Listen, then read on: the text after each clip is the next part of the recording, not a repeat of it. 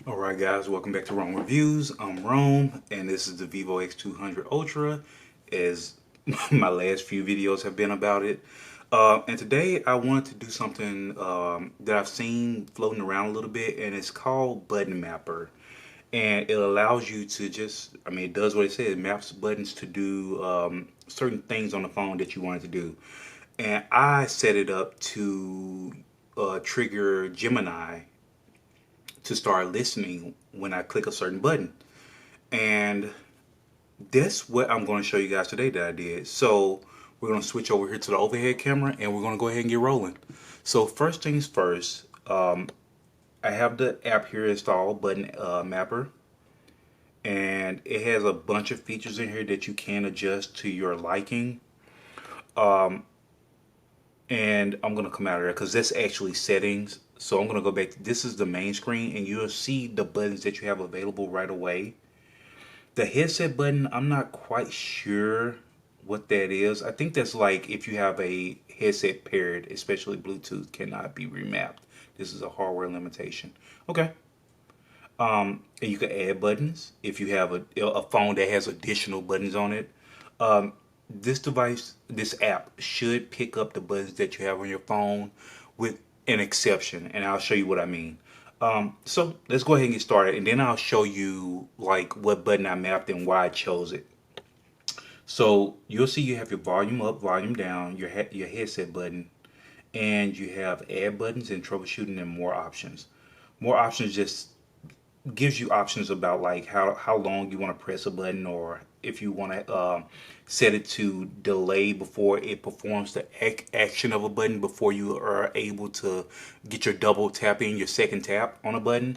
There's a delay there. And just a bunch of features. But what I'm going to go over today is these here. And you'll see the add button here. And I'll show you the button that I added and why. What I do want to show you though is if you go into the button mapper, and not button mapper, but the add button and click the plus sign, that's where you can click a button and it'll pick it up. And you'll see I click the volume down and it says button setting already exists, which you saw on the main screen. But if I were to click the add button and then click the power button, it turns the phone off.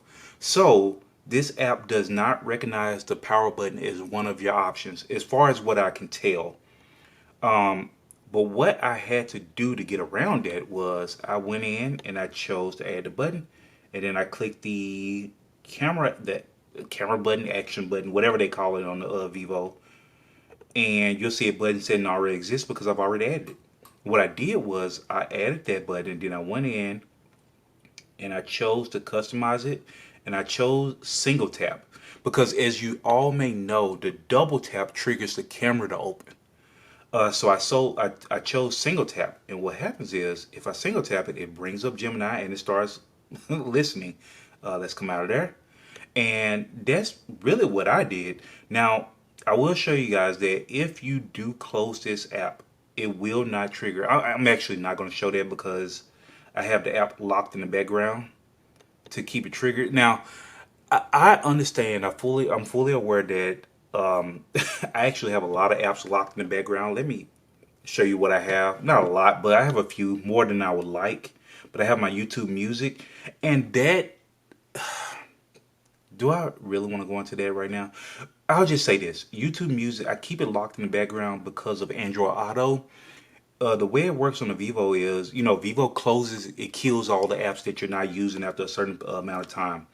Android Auto would trigger, but my music app wouldn't open automatically, and I'll have to go in and trigger it on my phone. But if I keep it locked in the background, it makes it to where when Android Auto triggers, my music will start playing, and it'll work right away. But anyway, I have Button Mapper locked in the background. That way, no matter where I'm at, I can just click the button, bring up Gemini, and it starts listening. So yeah, I just wanted to do a quick a showing of Button Mapper, and it does work, but it does not recognize the power button, and it does recognize volume up and volume down, and that's it. It does recognize the camera action button. I think you can go in here and disable certain things, or control it to change what the button's function is. But I will say this: if you have one of these triggered, let me go in real quick. I just want to, so I can wrap this video up. You see I had Gemini on my volume down button. The reason I changed it to the camera button also was when you trigger this, you have it customized, you have it active.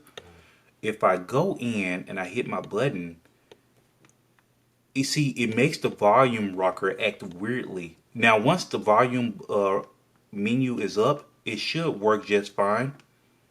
But to get it to trigger, it behaves oddly. So if I push volume up, not working right now. But if I push volume down, then push volume up, then it'll trigger the button.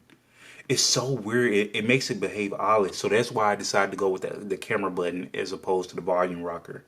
So anyway, just want to show you guys button mapper on the phone and just make a quick video on it, show you. If you guys have any questions, just feel free to pop a comment down below. I try to respond to as many as I can because I really do appreciate you guys interacting with my comments, with my my content. So really appreciate you guys, and for more content like this, feel free to tune in to the channel for the next video and subscribe, like and subscribe to support me. I really appreciate it, and I will catch you guys in the next one. Later.